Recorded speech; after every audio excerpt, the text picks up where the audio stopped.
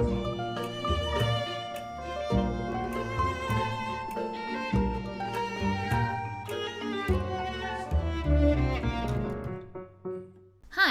you're watching Dog Year Musings, and I'm Monika, coming back sunburnt and sad and back from vacation. It was a really awesome trip, and I got to meet some new relatives, I got to see some old relatives, I got to eat some really amazing food, I even got to have a pub sub. There was a lot of beach time, there was a lot of reading time, and there was even a lot of some book buying time. So today I'm gonna do a little bit of a haul of some of the books that I picked up while I was on vacation.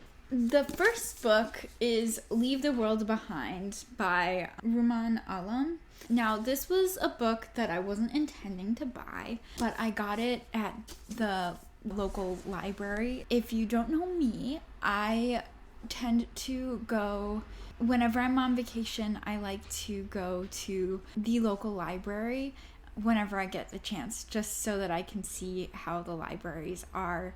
This library was beautiful, the Venice Public Library, and I had grown up going every summer, and they have recently updated the library. So it was really cool to get to see the new location and to see all the new rooms and spaces. And I wasn't expecting the Friends of the Library to have a book sale, but they did. And my grandma was buying books, and so I thought I might as well buy one too and support the library. And so I bought this one. And I have heard so many great things about this book. It's speculative fiction. Actually, I think it's more thriller horror, but focusing on class. That is focusing on two families and an Airbnb snafu, which I thought was kind of the perfect post-vacation vibes to take me out of my sad mentality that I'm out of vacation. It might feel good to think of somebody's vacation that went wrong. So the next set of things that I'm gonna haul are from the bookstore, The Island Bookshop. Now, I was really excited because this is the first independent bookshop that has been built on the island in 14 years. The bookshop owners are hosting all sorts of really cool author events.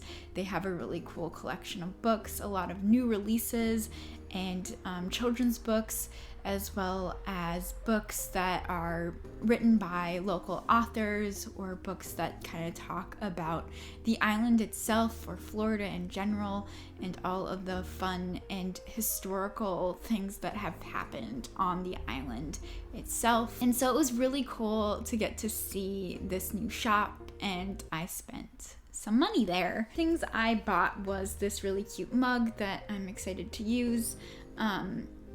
And whenever I drink my tea in the morning. And now we get to talk about the fun part, the books that I got at the store.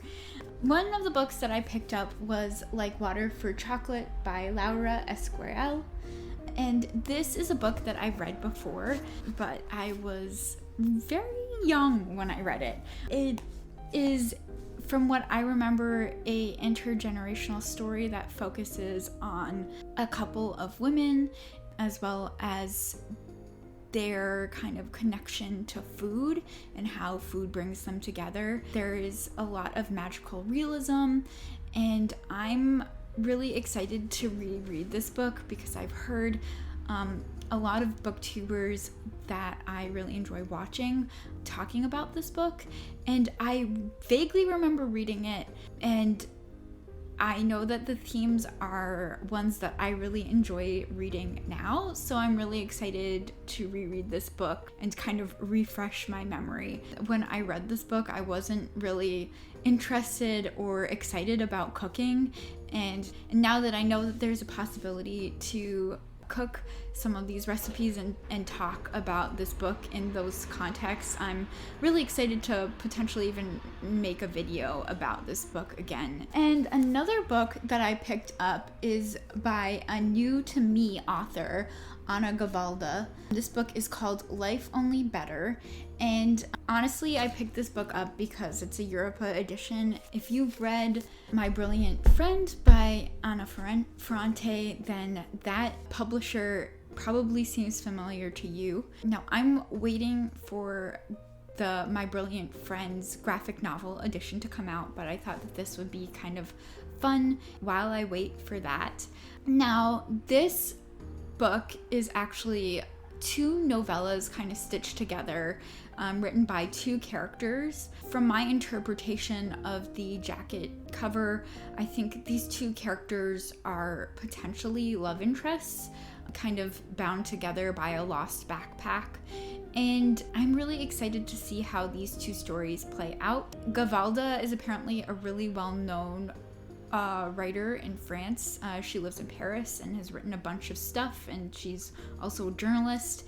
And apparently her most well-known book is about her marriage and how it fell apart. So I'm really excited to see how she writes about love and kind of its tenuous strands. Apparently that's what this book is about.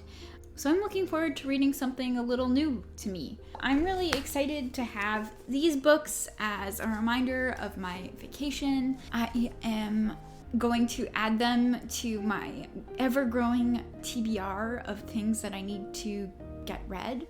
I'm still bummed that I'm back home and definitely missing going for runs and jumping in the ocean afterwards, and just the really, really good food that I'm missing here.